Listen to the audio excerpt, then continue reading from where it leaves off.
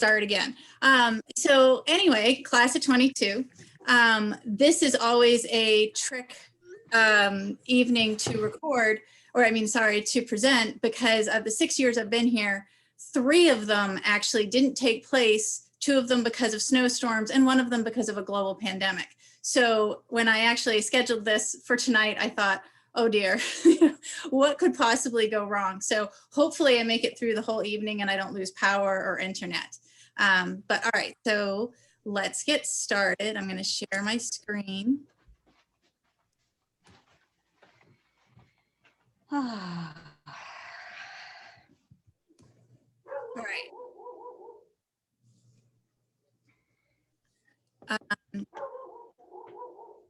Jesse, I think you need to mute. All right, so finding the right fit. Admissions gets a lot of attention, but I really like to focus on the living there, getting the right education, the opportunities for personal and career growth, reaching goals for future, and graduating. The ultimate goal of a good admissions process is ultimately graduating and going off into the world.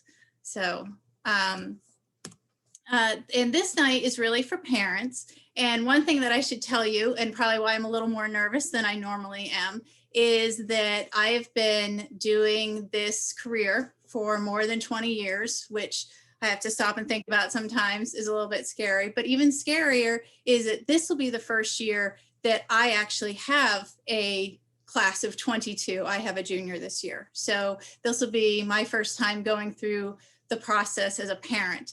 And even though I have done this, who knows how many times, thousands of times, I expect it's going to be quite different this year as a parent. So, so the first message really to parents is that this can be a very tough transition for students, going from living at home, kind of the expectation of you go to school every fall, it's 7:30 to 2:30, and it's a huge change. And so even to the most confident, friendly, capable of students, then it is difficult and they're going to need a lot of support. On top of that, they really need to own the process and feel confident in their decisions. So next fall, when they are independent and at school, that they really feel like they made a good decision. So I kind of think about it as that they're in the driver's seat, but they really need somebody in the passenger seat as well, kind of guiding them. You know your child best and can guide them in the process of figuring out the best fit for what they want. Setting some basic parameters. So how far away from home? Do they need to think about having a state school tuition option? When you're visiting campuses, ask colleges how they help freshmen get engaged on campus. I find retention rates, that to me, that's one of the most important rates to look at, one of the most important statistics, and we'll talk about that a little bit later. Find out what resources there are for freshmen, because they may, when they have a crisis and they reach out to you, you're gonna wanna have that information to share with them. And then what activities will the student get involved in? What are they gonna do in their free time? So I get asked all the time, what's a good college? And there are so many. But a good college for you is one that you will want to stay for all 4 years, will help you reach your goals, and that you will graduate from.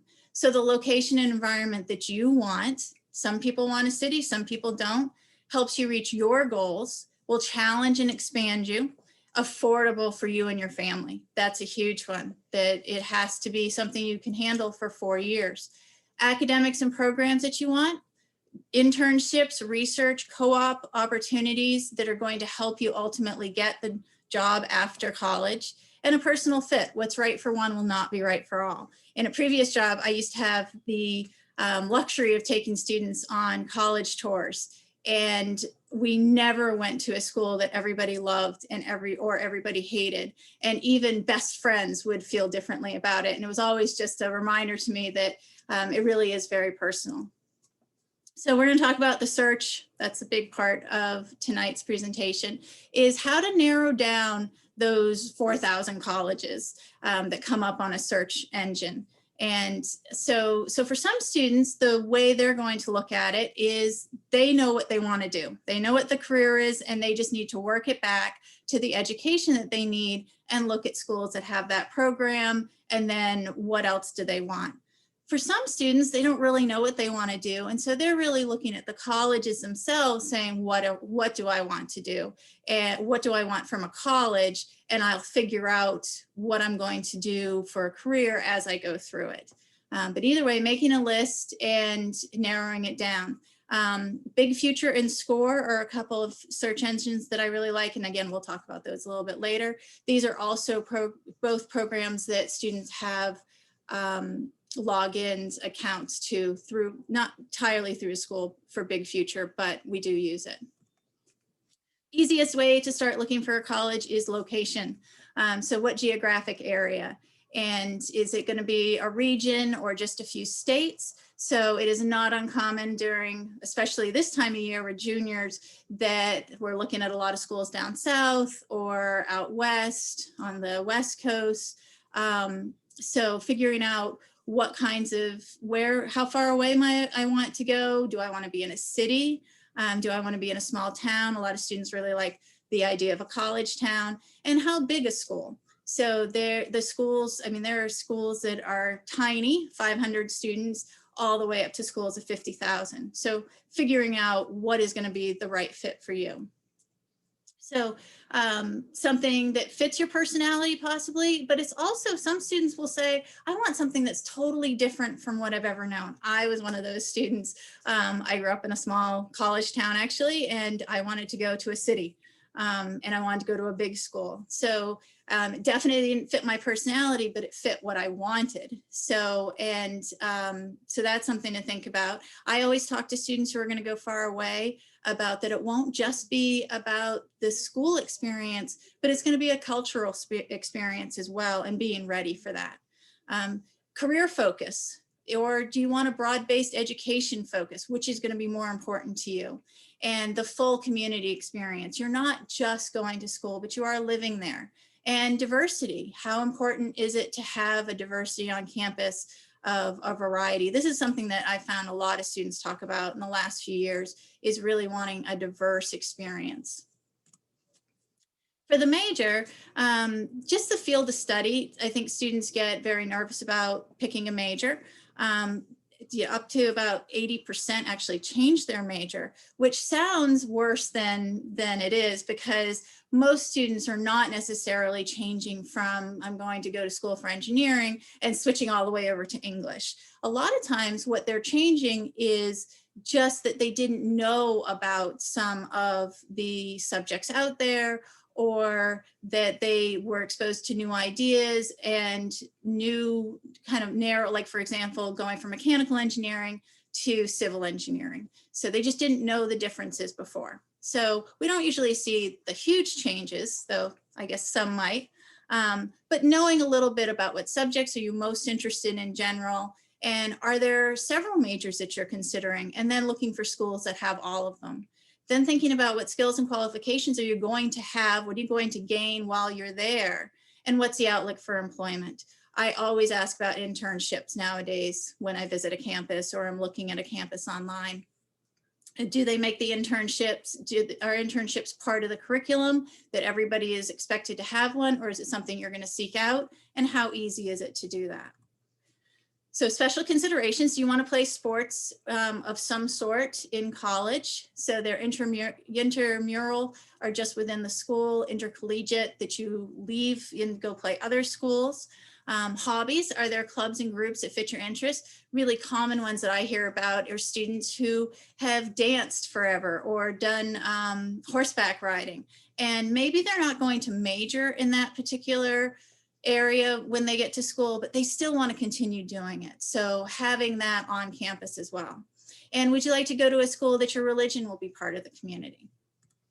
So just a little bit about sports. I actually have a whole presentation on athletics. Last year's is posted to the website still, but I will be doing another one this spring and really talking about the whole recruitment process and just figuring out what kind of sports you want to play at college.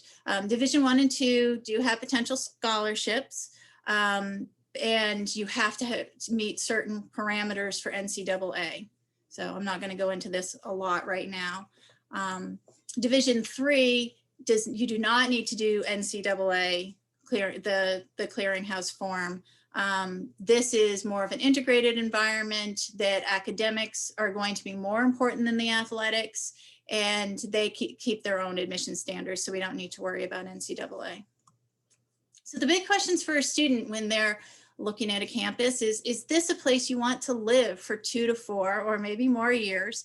Will you be prepared for a career when you graduate? Is it the right fit for you? The big questions admissions is asking is, number 1, can this student do the work? Will they pass all the courses and graduate? And will this student fit in and want to stay until graduation? So those are the ultimate questions when they are evaluating an application that admissions is trying to answer and then ultimately admit or deny that student. So one thing to always keep in mind is that colleges are a business. So the college business model is that they want to accept students who will be a good fit so that they stay until they graduate and pay the tuition. They want to give they don't want to give the space to someone who can't do the work or won't stay, because that means lost revenue. They'd rather give it to somebody who is going to stay all 4 years, pay tuition all 4 years. And then ultimately they want to look good to younger students so that they want to be like those students that went off to college before, to their college, so that they apply, get accepted, and again, come pay tuition. So looking good does mean good outcomes for the current students. So it's definitely something that works for the current students, but ultimately that is their business model. So selectivity gets an awful lot of attention. And really the way we can look at selectivity is sheerly through the numbers. What were the past GPAs that they accepted, the past rank, past SATs? Who did they accept in the past to predict who they're going to accept in the future? So when we're looking at those numbers, a safety school is your numbers fit completely and you're even a little bit on the high side of what they usually accept. So if you have a 3.3 GPA, the school wants a minimum of 3.0, then you're probably thinking, okay, this looks pretty good if I have everything that they want me to have. A good match, they're right in that range. They are looking for students right in that 3.3 to 3.4. So your numbers fit pretty well, might not be exactly. And then there's a reach school. Your numbers either don't completely fit, maybe they really want a 3.5, or it is just such a competitive school that the numbers can't possibly tell the whole story. These are the highly selective schools that we all know all their names that get many more applications than they are going to have spaces for. And so they're making decisions about denying students who are actually very admissible to their school. So we're going to go through a little bit about what colleges consider. Let's start with the grades and coursework. So the academic record is the most important factor. What courses did a student take in high school? Were they challenged? If the first time a student is challenged is when they get to college, then colleges know that that is not going to probably end well with the student doing well and staying. So they want to see that there's been challenge. Now, for some people, a challenge might be a CP class, or it might be an honors class, or it might be an AP class, or it might differ. Somebody who is better at English is going to need to take that honors level, whereas in math, maybe they're not, their CP is just fine. So the grades count every year, but senior year counts a lot. And I think that as we move through the pandemic, we're going to see definitely a focus on the senior year this fall, especially as we get back to what is hopefully normal. So GPA trends, have you kept improving through each grade? Hopefully most students are finishing high school stronger than they started. And that is pretty typical. There's a big difference between a 14-year-old and an 18-year-old, and you can see it in the transcript. Class rank is really used for context from the college. You cannot compare a student at Winnacunnet who has, say that I'm number 25 in my class at Winnacunnet, and my friend at Exeter is also number 25. We don't really know that much about whether or not we're equal. We would need to have been we would have had to have everything put in the exact same way. We'd have had the same access to the classes, and that's just not the case. So what class rank is mostly used for is the community. but also to say this is the context of everybody else who had the same access to the curriculum that I did. So admissions tests, these are getting a lot of attention right now. Admissions tests are the ACT or the SAT. Either one will be accepted as a test if it's required. I've heard a couple people say, oh, I've heard that schools prefer the ACT, or I've heard schools prefer the SAT, and that's if they require an admissions test, they'll take either one. So we're going to talk a lot about test optional in a couple of minutes. Fairtest.org is the master list of all score optional schools. And I go to that website on a regular basis, especially now when things have changed so much. So, the SAT will be given to all juniors at Winnacunnet High School on April 14th. So you don't have to do anything to sign up for this. The students are all signed up and just expected to be there. One thing that I would highly suggest is this is going to be the first time ever that it is a digital SAT. So none of us have experience doing that yet. And Ms. Cronin sent out a link to the information about how to take the digital SAT. I would highly recommend that all the students look at that and get used to that. You don't need any extra stress on that day of trying to get everything to work. So just a few words about the SAT. For all of you other parents out there who had a totally different experience with the SAT, it did get redesigned in March 2016. And for anybody who has the PTSD of the educated guessing back, well, not even that long ago, but certainly when we were all in high school, that is gone. So you don't get penalized for answering a question wrong. You just don't get the points. So the scores are 400 to 1600. So broken down into reading and writing and math, 200 to 800 in each of those. And there is also the essay. So the writing section involves the essay. And this is actually going to be gone in June 2021. So when they redesigned the SAT in 2016, they added this essay, or they redesigned the essay, and it just never caught on. So recently, about a month ago, the College Board announced that they would no longer have that whole section.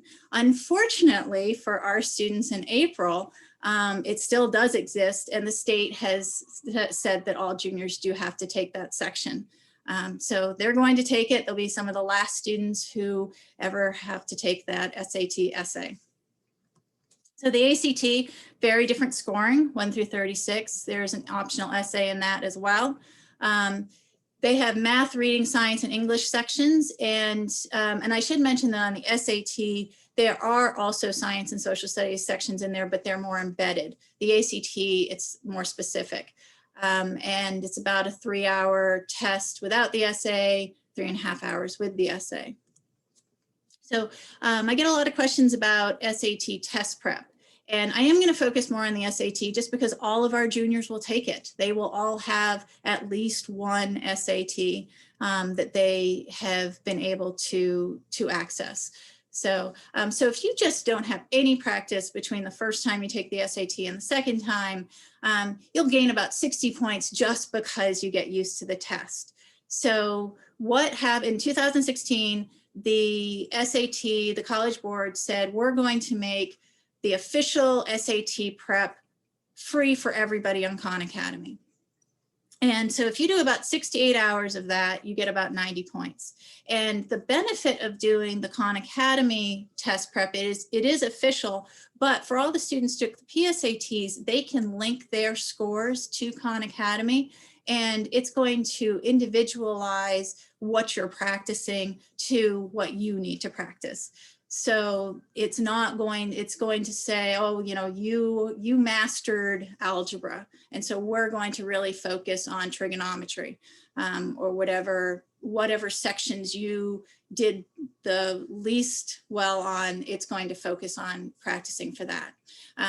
They saw with about 20 to 22 hours of test prep time on Khan Academy was kind of the sweet spot. They did see an increase of 115 points, and these increases were across all demographics. So as far as the best best test prep. There are a lot of test prep courses out there. Many of them cost an awful lot of money. And unfortunately, they can differ greatly. I was actually surprised by this, that they actually have only averaged 10 points overall for verbal, 20 for math, but that's because you're talking about a lot of different test prep courses. The question I would always ask if you're looking at a test prep course is, are you going to use that individualized work that you can do on Khan Academy? And if you're not, that makes me concerned, because I don't want to waste time working on things that I've already mastered. What actually gives the most significant rise overall is targeted tutoring. So using Khan Academy, individualizing, and then for what's not going well, like if you're really just not understanding certain concepts, targeted tutoring.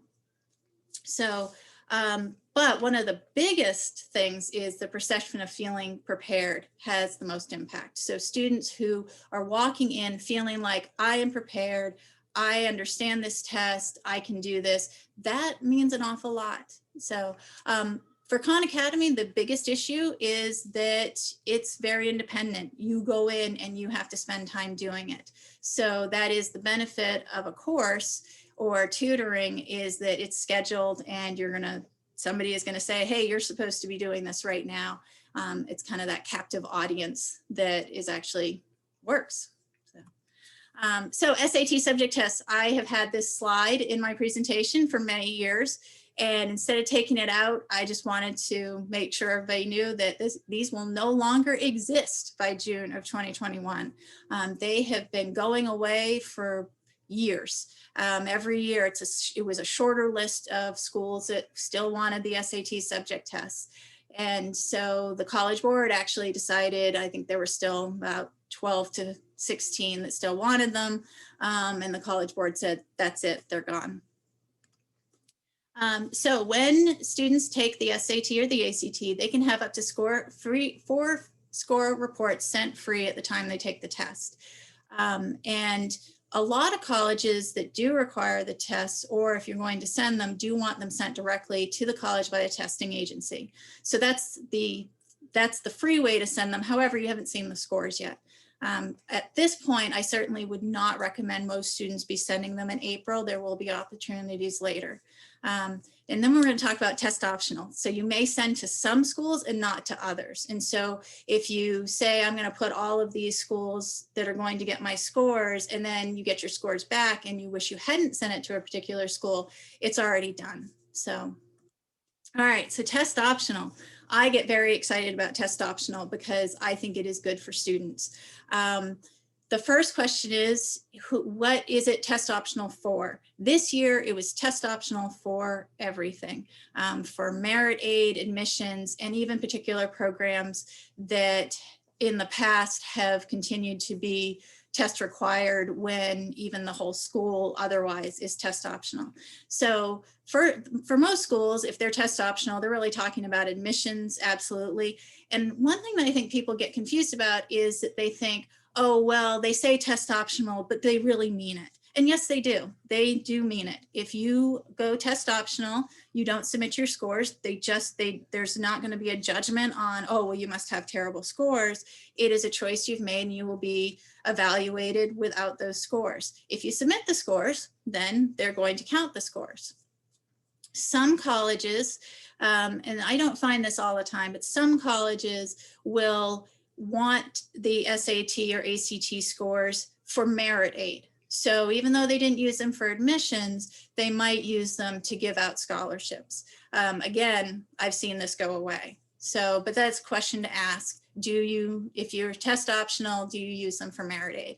And then nursing. Nursing is a big one that this year, I heard it over and over again, that they were even test optional for nursing. I don't know whether or not that might come back this fall. Most schools that I'm hearing from so far are saying they're going to be test optional next year. So in 2018, we saw a huge increase in schools going test optional. So the pandemic is not the reason that all these schools went test optional. It certainly was a nail in the coffin for many of them. And many of them have committed to not just being test optional through the pandemic, but continuing that for at least 2 years. So I've gotten on so many emails that I can't keep up with them of schools saying they're going to be test optional for next year, and then we'll see what happens after that. So to submit or not. So test required, you have to submit. So if a school really wants them, if you're applying to that school, you're going to need to submit those scores.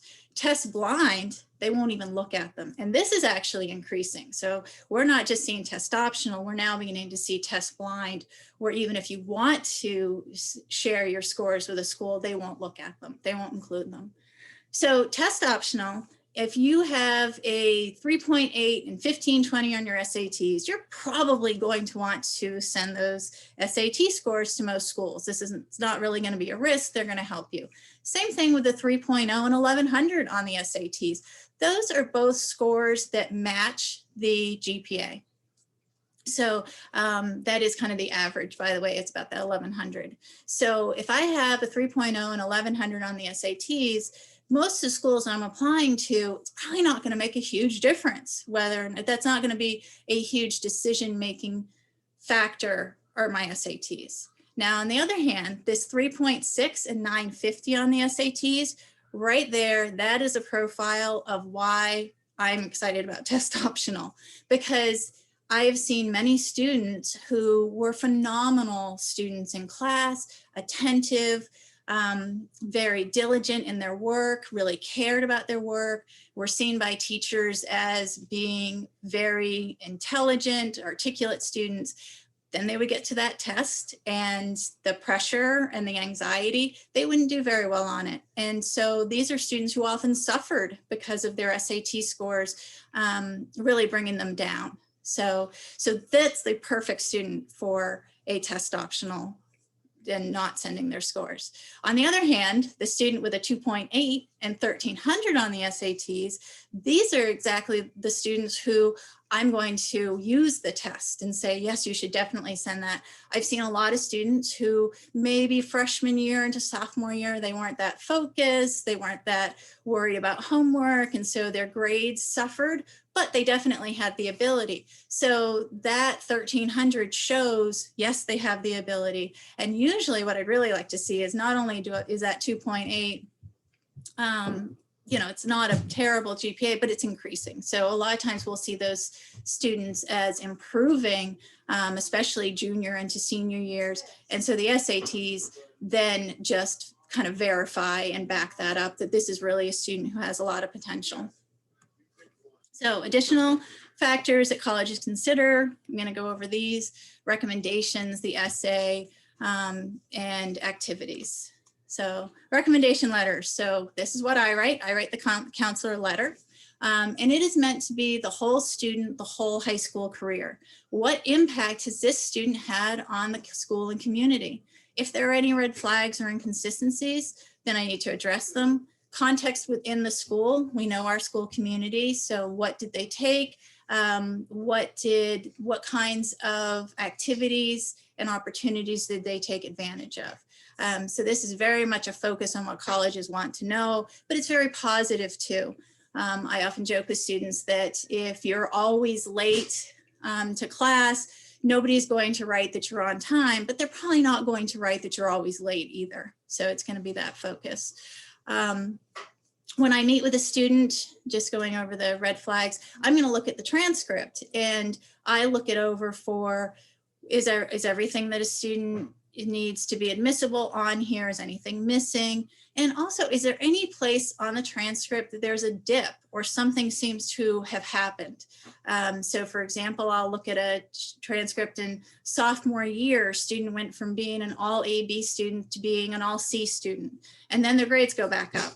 So I asked the student, oh, I had a concussion. So I'm going to write that into the letter as well, so that there's some context. Because if it's not addressed, then it just looks like a red flag. Oh, something happened. They don't want to tell us what it is. Could it happen again? So what do I need to write the letter?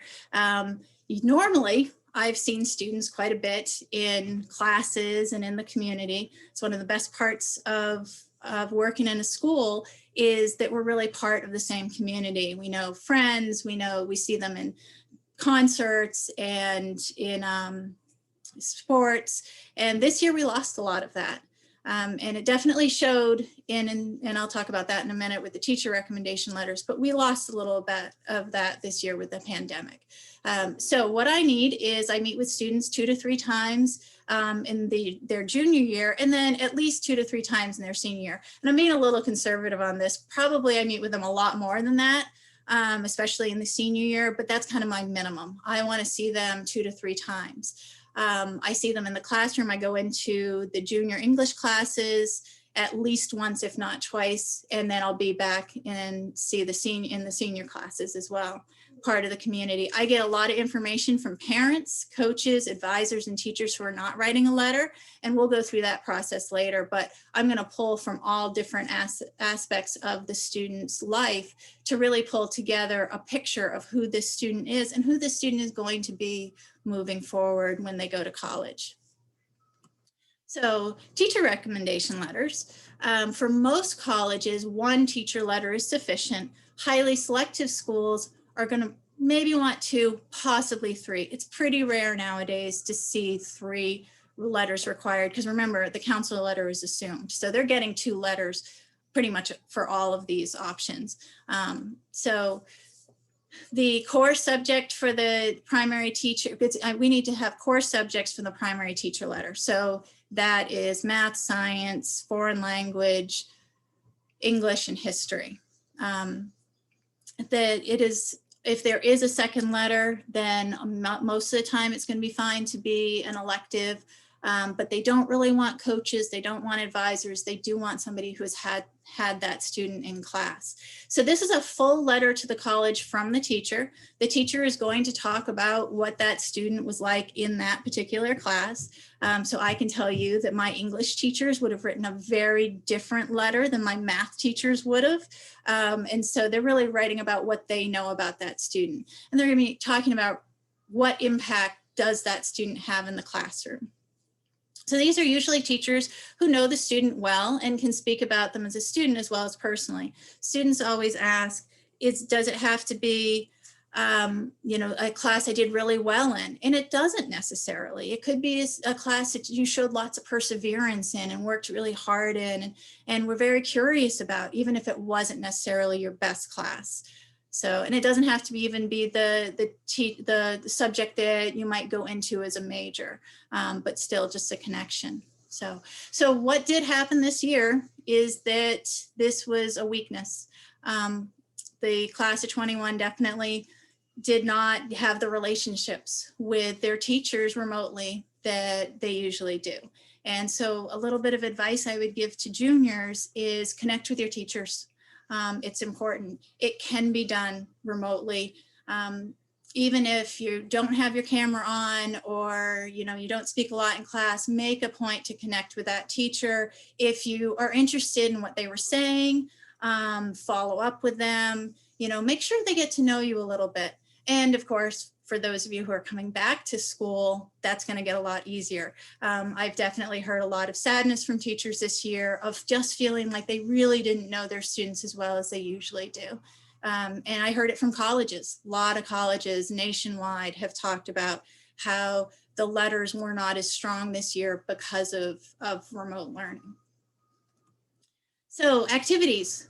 Colleges want to know, what do you do with your free time? Because you're going to have free time in college, a lot of free time in college. And what are you going to fill that time with? And also they're looking at it. So they're looking at it for what are you going to do to fill your time? But what have you done that's outside of school? So how do you balance your time now? It's important to have devoted time to something you care about. And that's preferred over a laundry list of activities.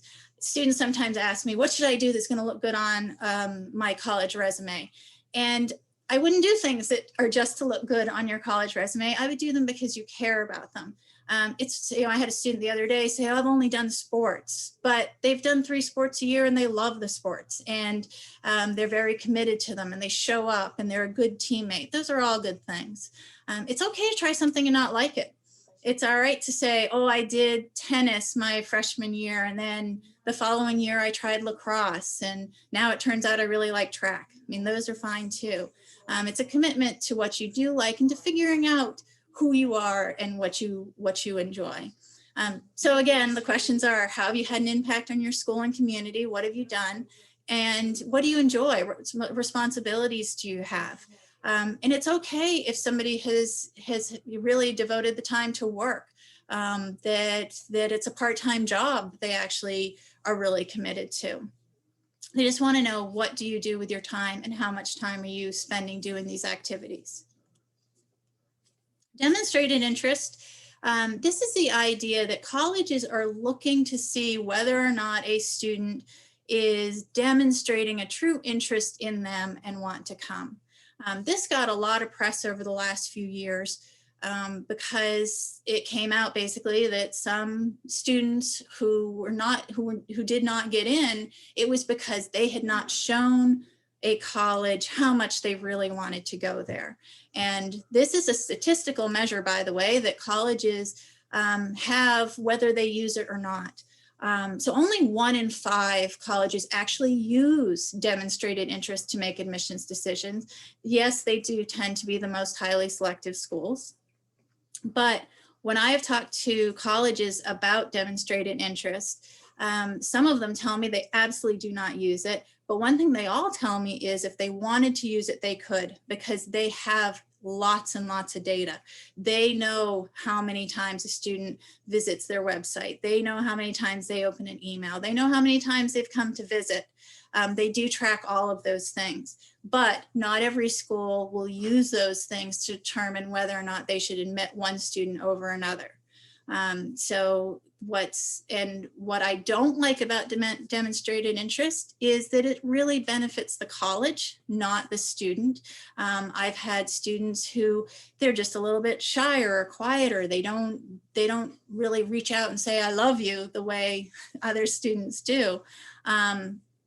So we don't want that to be a reason that a school sees them as not interested. So what I tell students is, if it's your first choice, let them know it's your first choice. And if you want to show it to them, then figure out those data points and open the emails. Go to their Facebook page, do that research. When you go visit a campus, make sure that you fill out that card or online that you have visited. The questions on the applications, why do you want to come to this school? Tell them why, and have it be genuine and real. So let's talk about admissibility a little bit. So admissible is that you meet all the requirements to be admitted. You've taken the right courses, gotten the right grades, and your test scores, if they want them, fall into the school's target range. So let's just talk about a school that wants all college prep courses at a B or better, wants 2 years of foreign language, wants 4 years of math. Then if you have all those things, at many schools, you'll be admitted. That they will say, yes, we would like you to come. At highly selective schools, some admissible students will be denied because there are more qualified applicants than space. So it's not necessarily that one student is really that much better a student than the student who didn't get in, but they couldn't take all of them. So when more applications are received than expected, pass statistics must change. It may change as well. And we see this every year. We see I mean, 1 year, I think Stanford was down to 5% of how many they accepted. And some of that has to do with just sheer volume of the applications they get. How many applications do they get and how many spaces do they have? And this is really where students can get very stressed and very worried about what are they looking for? How can I really stand out?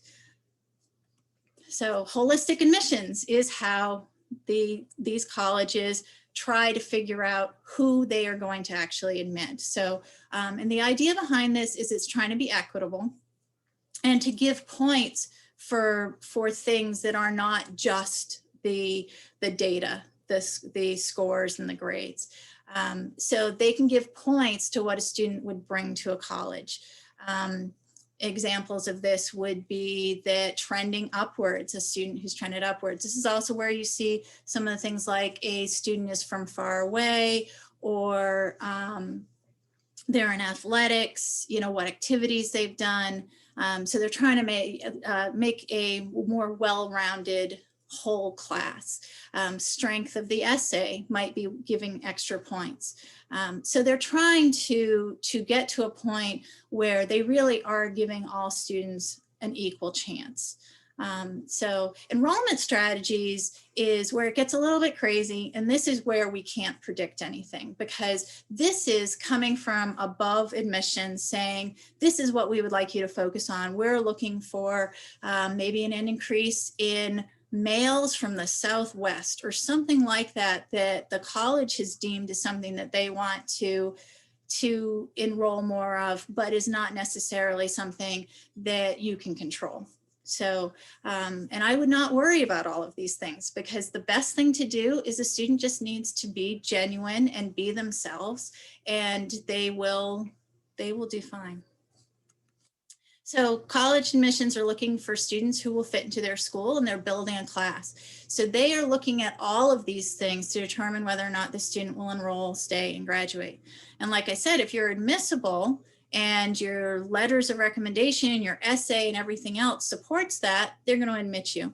When it's a highly selective school, that's where they're not going to be able to admit everybody. So one analogy that I use a lot is, if I was going on a trip and I have 5 best friends and I want to bring all my 5 best friends. Well, if there's enough room, I can just bring all 5 of my best friends. But what if there's not enough room? What if I can only bring 3 of them? Now I have to start making decisions. Who gets to go? I'm a winner no matter what. I'm going to have at least 3 of my best friends with me. But I've got to leave 2 behind. So I'm still going to have a great trip no matter what, but 2 people are going to be left behind. If it's a ski trip, maybe I say, oh, well, this friend really likes skiing and that friend doesn't. So I'm going to bring this friend who likes skiing. So those are the kinds of things that, if you think about it, are kind of similar to the highly selective process. So cost. Tuition, it's kind of like the price on a new car. It just doesn't tell the whole story. So I would not rule out schools based just on what the tuition line is. There needs to be more research done. So how much aid does the school give? And there are different kinds of aid. There's merit aid, which is that anybody can get for their grades, athletics. This is about you. You deserve the merit. So you could be a millionaire and get merit aid. Need-based aid, financial need-based aid, is based upon family income and resources, and also looking to see whether or not a school gaps. That means that they're not going to be able to meet full need. That's pretty common nowadays. So there is a list of schools that do meet full need. Unfortunately, it's not a huge list, but I do have that for anybody who'd like to see it. You're going to need to estimate your family's expected contribution. This name is changing to the Student Aid Index. I think it's a little bit of a lipstick on a pig kind of thing, in that they're changing the name to not sound as scary. I'm not sure that really worked, but we'll talk about that a lot more in the fall.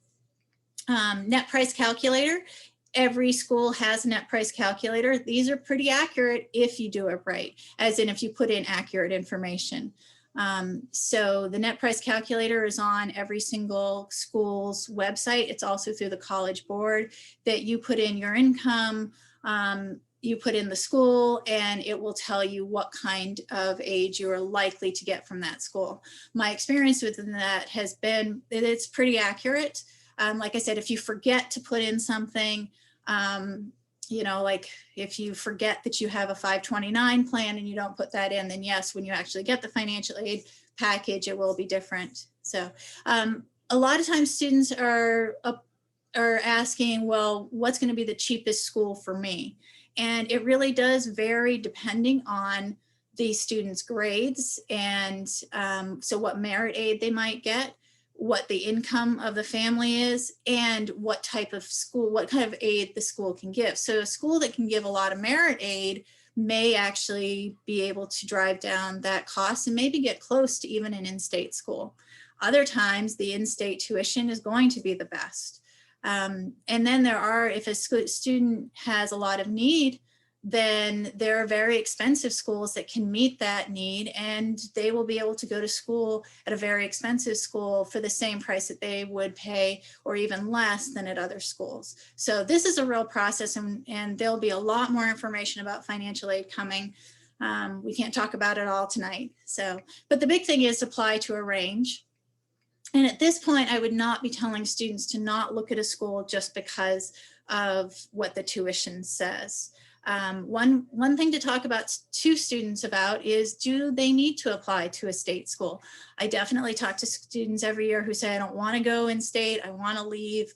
And a question that we need to ask is, but what happens if you're applying to all out-of-state schools or all private schools, and an in-state school is really what your family can afford? Do you need to find the best fit of those schools? So just a word about scholarships. The local scholarships that are awarded just before graduation, that process really does not start until January of senior year. And that's when we will put out that list and you'll have opportunity to apply then.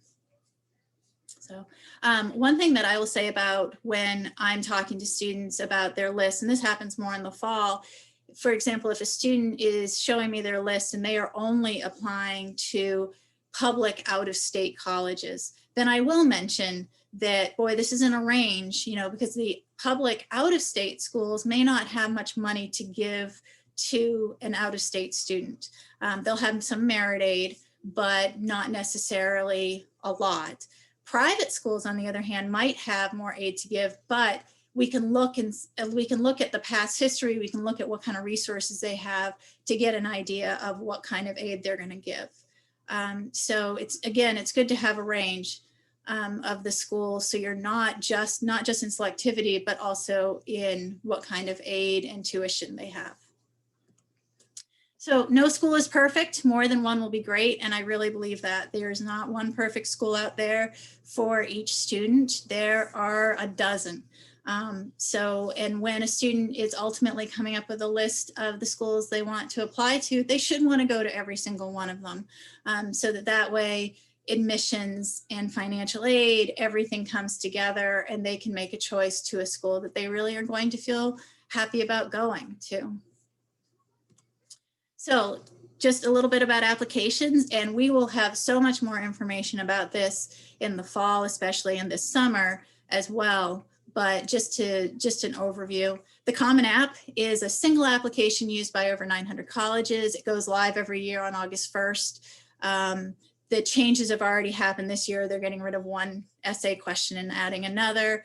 One thing that is going to stay on the Common App this year that was on this past year was what they're calling the COVID question, that asks students basically what was the COVID-19 experience for them. And I found that a lot of students this year didn't know how to answer that. They were afraid to answer it because they might sound entitled or whiny or anything. And that just did not happen.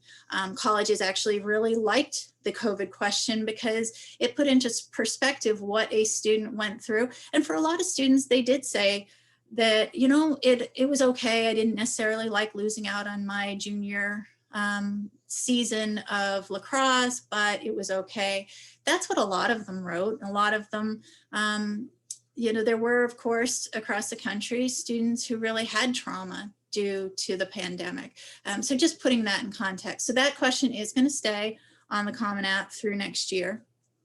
We also have individual college applications, very similar information to the Common App, but just for that one college. Endicott College is a very popular school close to us that has its own application. The coalition application is similar to the Common App in that it is one application used for many schools. It was new a few years ago and it has become more widespread, but still just not as popular.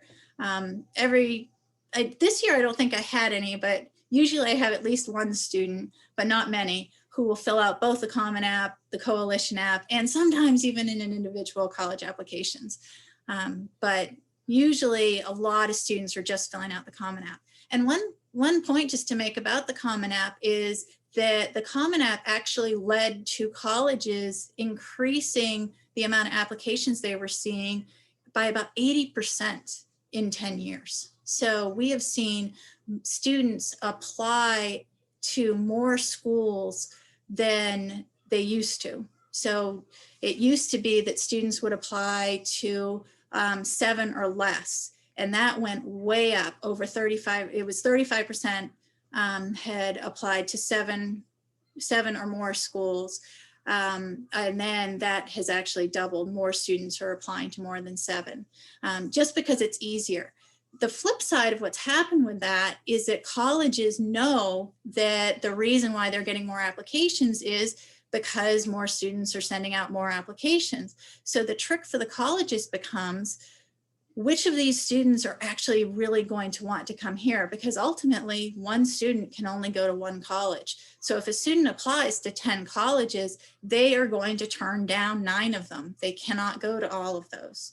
And so there's a lot of guesswork. This is where demonstrated interest and that kind of thing has it's kind of gotten out of hand, in that colleges are trying to guess which of these amazing students that we really want to come to our school want us as much as we want them. And what if we choose the wrong student? What if we choose the one that is actually wanting to go to our neighboring school?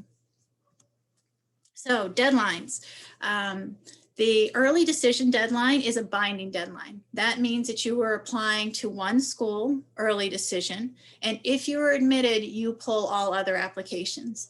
And so I have to sign off, the student signs off, and the parent signs off on the early decision contract that basically says that once you're admitted, then you pull everything else and you don't apply anywhere else.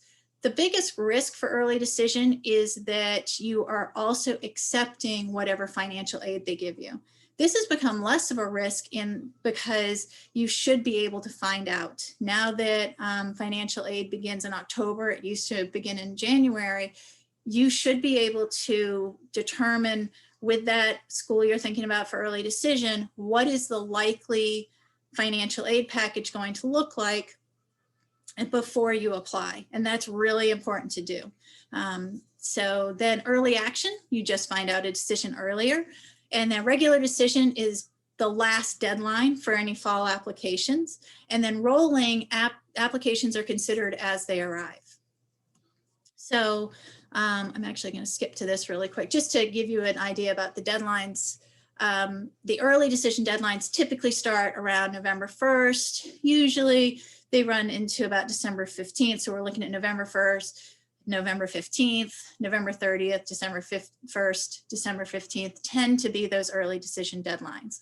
There are some early decision 2 plans that are more in the January range. But again, that's really that binding contract. Early action starts around November 1st and runs through about December 15th.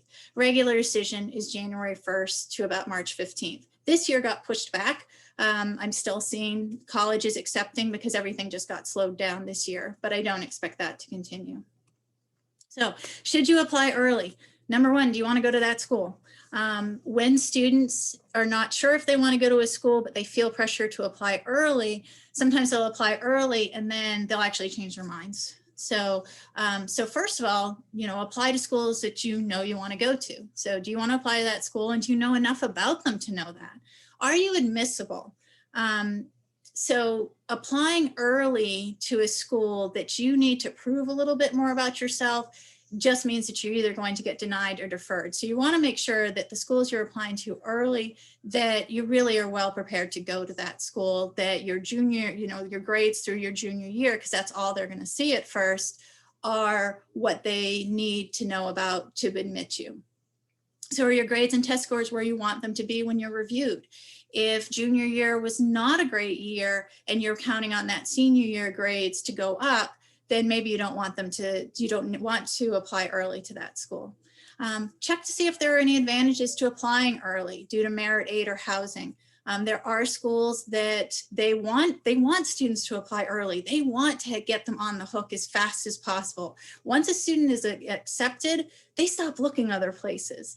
And so they want to get those students in early. And they also want to see what these students look like. So what kind of students are we attracting this year? And so then they can say, oh, we got all these students early. Let's see what happens in regular decision. So some of them we're going to defer to regular decision because we still have time.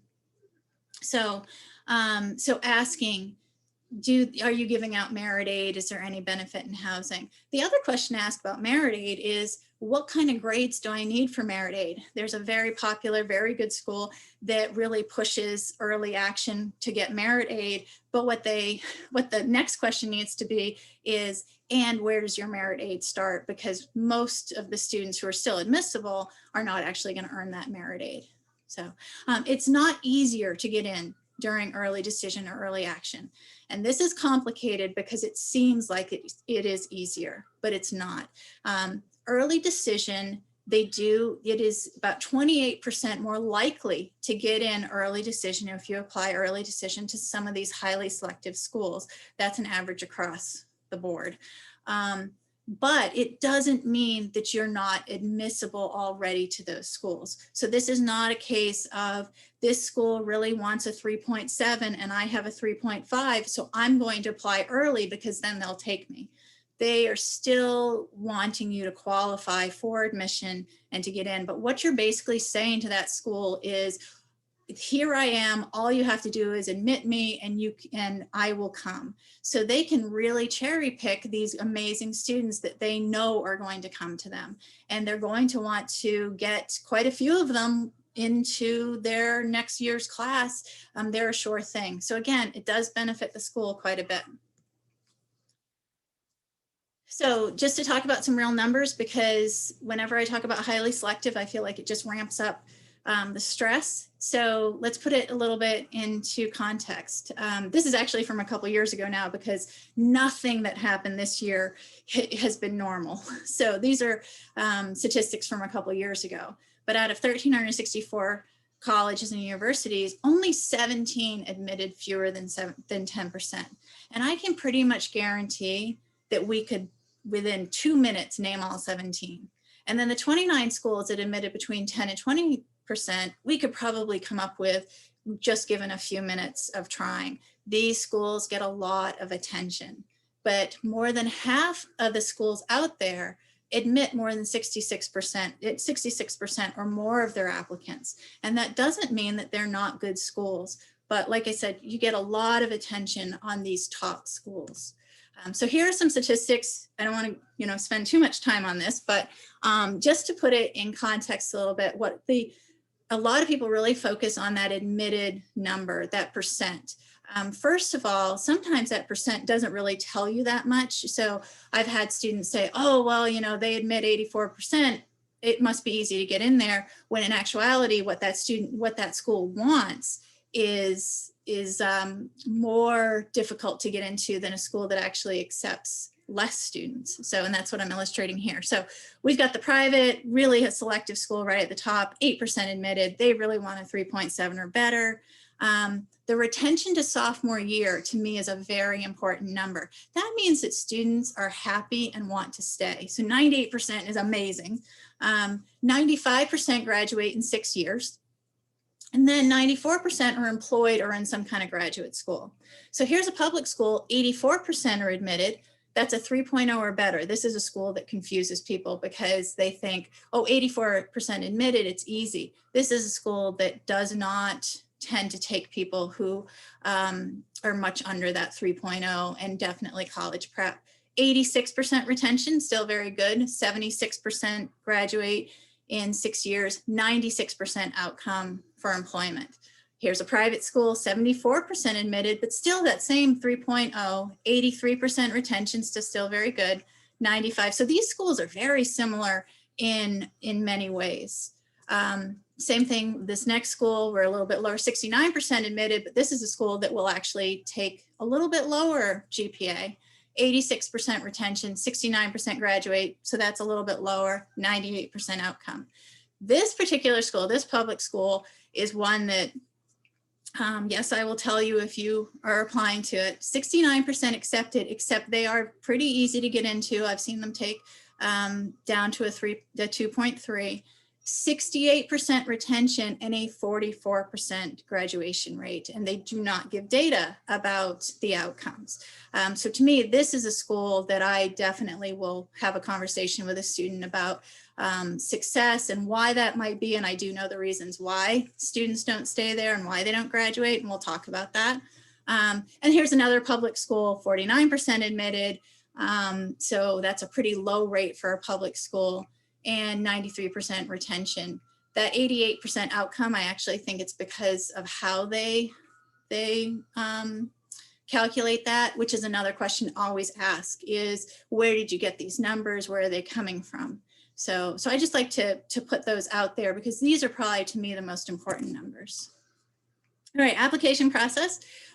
We will go over all of this in the fall. And by the way, we are getting close to the end. So we'll go over all the details about applications, essays, sending everything in through English class visits in the fall to the seniors. I also do workshops over the summer. And also, if you don't already know this, our English teachers all do essays in English class right off the bat, September and October. So a lot of students feel really stressed about doing their essay. Our teachers are amazing. They read hundreds of them every year. And so they are really good at knowing exactly what a college is looking for. I love reading essays, so I'm always willing to read them as well. But that to me is a great benefit at Winnicott, that that time is being spent in English class doing that. And there's a lot of sharing. So there will be summer seminars, meetings, and workshops for students who want to get a head start on the application process, but there will definitely be quite a bit of time devoted in the fall. Just to mention SCORE is how Winnicott sends the transcripts, letters of recommendation, current courses, and associated reports electronically. All the juniors have been invited to sign up for SCORE. Many of them have. That exists on there. It also has all of our historical information on there. So where it doesn't give the names of students, but where students have applied before, what GPAs, what SAT scores they needed to get in, what the outcomes were. Students send the application, essay, and fee on their own. That's totally on the student. And then if a student is going to send in test scores, those have to go through the testing agency for the most part. So what can you do now? Drive through campuses when near them, take a tour. And I'm saying this even as we're still in the pandemic and we're seeing still a lot of virtual. So I think that for the class of 22, we're going to start off virtually, and we are going to get to a much more normal place as we move through the next few months. Their campuses were doing college tours in the fall, minimally, but they were able to do them. They didn't do those big tours where there are 15 people and one tour guide walking backwards, but they were able to do smaller ones, not going into all the buildings necessarily. So I see that definitely starting to happen this spring. And as we move into the summer, I think we're going to see a lot more of that. So make a list of must-haves on a campus as students are doing research. I've met with about over 50 juniors so far, and it's not quite the same because there's plexiglass or it's remote. And so instead of walking through a college search like I like to with a student, I've been giving them more of a list to start looking at. And sometimes, and again, looking at a range and having to say, this is something that I must have on campus, and then looking at a campus that's the exact opposite and saying, nope, this is not what I like. That's just as important as knowing what you like sometimes. So identifying potential careers, possible majors, and again, checking out all those retention rates, graduation rates, thinking about what do those mean, putting them in context, test practice, and of course, meeting with me. So we do virtual visits. We're not doing a college fair this year. Typically we do college fairs and in-person visits. I hope those will be back in the fall, but we're not sure yet. So we will have college reps that meet with us virtually during advisory. That's about 9:25, 9:55. I think that's getting adjusted a little bit, and office hours at the end of the day. There's a schedule on SCORE, and also we'll send it out via email so that students know what is coming up. What reps. These are representatives who read our applications from Winnicott. So these are often people that I see year after year and have a relationship with. And so they get to know Winnicott, they get to know our students. And so when they're reading our applications, they can put those in context. If a student is interested in a school, I highly recommend doing the virtual visit. These are, they tell you exactly what the school is like. They tell you exactly what they want and who's going to be a good fit for that school. And they answer the questions. I am actually going to send all of this out, so I'm not going to go into detail about the timeline. But it is a long timeline. So this is a long process. If students, even those who are applying early, it's still, you could apply in November and still not find out about some schools if they're deferred until February or even March. So it is a long process. But then we get to May 1st, 2022, and that is the day, that is a commitment date. That is the date historically that students commit to the college that they are going to go to. So that seems kind of far off right now, though it doesn't seem as far off now that I have a junior and am thinking about her making that decision in a year and a few months. So talking just briefly about SCORE, this is a program that we use. If anybody had older children, we use Naviance, we've moved to SCORE, and all students do have an account. So I think I've talked about most of this. Is kind of my list of trends that I wanted to make sure to mention.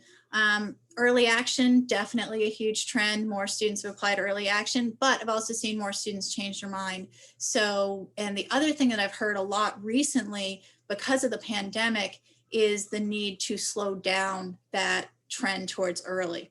Colleges are recognizing that while it does benefit them, it also can disadvantage. So higher application numbers, I mentioned before, definitely more deferrals. The earlier, the huge numbers early have led to colleges saying, oh, we're not ready to deal with this application yet. We're going to defer them into regular decision and just making the process last longer.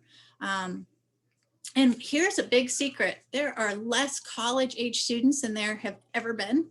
And so actually there are a lot of colleges that are in trouble. Their numbers are just not out there to fill all these spots. So as much as so much of the time is being spent talking about these highly selective schools, there are quite a few schools that will not last over the next few years. And we definitely saw that starting to happen with the pandemic.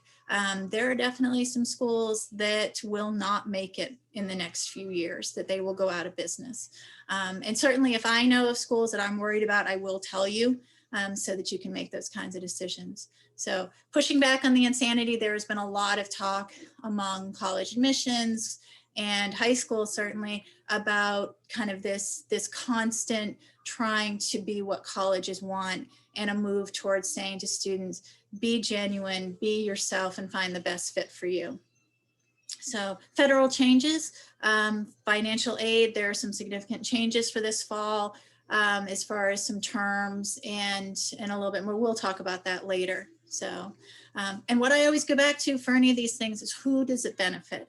I am here for students. Students, I'm going to advocate for my students, and I'm going to be very honest about things that I don't think benefit the students and more benefit the business, the college model. So, all right. So my philosophy is I want to give students and parents all the information and tools you need to find the right fit for each individual, and helping with all facets of the search, applying and financial aid. It's about finding the right fit for you. And I really want to keep the stress down. I know there's a lot of stress, and I really believe the more information, using statistics, encouragement, reality, whatever I can do to keep that stress down and make this an exciting time rather than a stressful time, I want to do that. Admissions really is only the beginning. The real goal is going to that school. It's such a good fit. You stay until you graduate, you have the skills to start your career, and everybody's happy. So I have a bunch of resources that I will share, and that is pretty much it. So I'm going to stop sharing.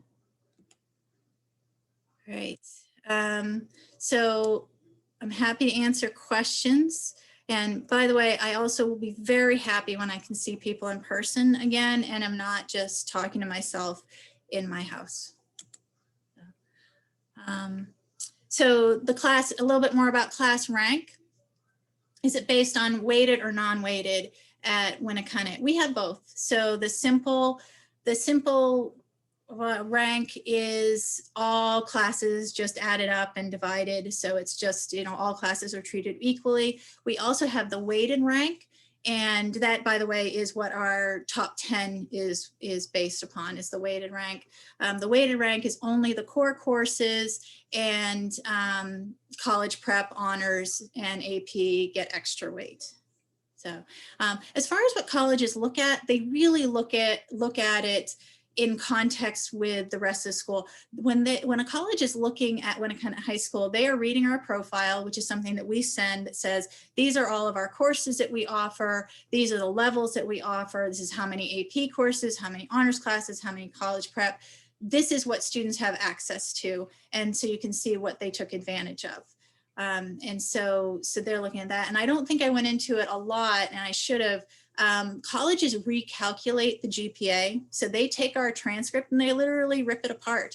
They pull out what they want to have. So they usually are pulling out just the core courses, and they are reweighting the GPA based upon how they want everybody to be equal. So if they want to give a half point extra weight for an honors class, then they can do that. It doesn't matter what the high school did.